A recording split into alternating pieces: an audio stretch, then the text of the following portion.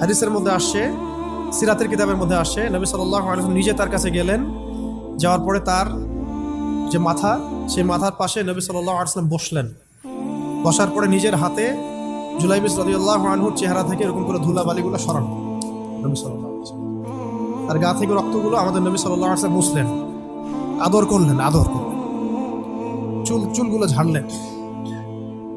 দৃশ্যটা চিন্তা করেন, তার চুলগুলো তিনি ঝাড়তেছেন, চেহারা থেকে রক্তগুলো মুছতেছেন।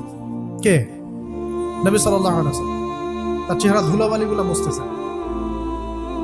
নিজের এই পায়ের মধ্যে, উরুর মধ্যে তার মাথাটাকে নিয়ে এসে রাখলেন নবী সাল্লাল্লাহু আলাইহি ওয়াসাল্লাম। রাখার পরে এভাবে আদর করতেছেন, আর এরপর উপরের দিকে তাকালেন, তার জন্য তো দোয়া করলেন। উপরের দিকে তাকালেন, তাকিয়ে চোখ নামাই নিলেন।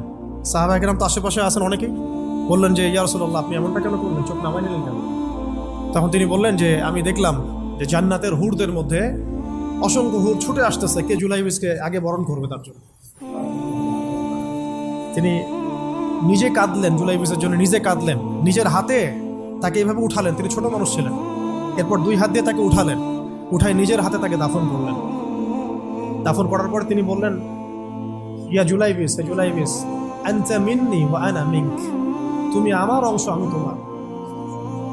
হে জুলাইবিস, তুমি আমার, আমি তোমার। হে জুলাইবিস, তুমি আমার, আমি তোমার। এই কথাটা বললেন কে? নবী সাল্লাল্লাহু আলাইহি ওয়াসাল্লাম। এখন আপনাদেরকে আমি সাফল্যের মানদণ্ড কিভাবে বোঝাবো? এর বাইরে কোনো ভাষা নেই আমার কাছে। সাফল্য বলতে কি বোঝান? এই সিস্টেম সাফল্য বলতে কি বোঝায়?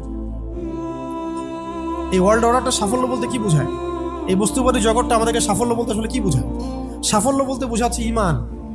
সাফল্য হলো ঈমান, বিশুদ্ধ আকীদা, বিশুদ্ধ আমল, আল্লাহর আনুগত্য, রাসূলের আনুগত্য, দুনিয়ার জীবনে মুসাফিরের মতো থাকা, যতটুকু প্রয়োজন ততটুকু সন্তুষ্ট থাকা, একজন নেককার স্ত্রী, সুসন্তান সন্ততি, আদর্শ একটা পরিবার, হালাল একটা রিজিক, বাস।